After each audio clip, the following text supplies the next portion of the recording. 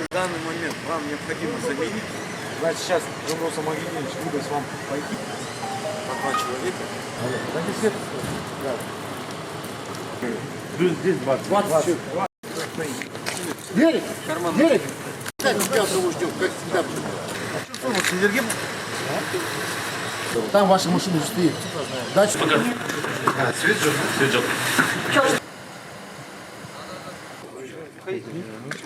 Девушки, заходите в здание.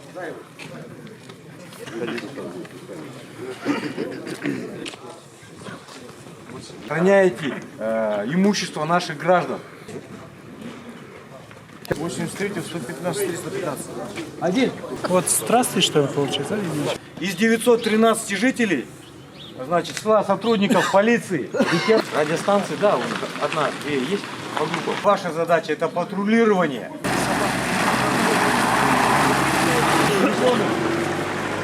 Потому что гражданский транспорт уже не запускает на территорию. Все, давай занимаемся.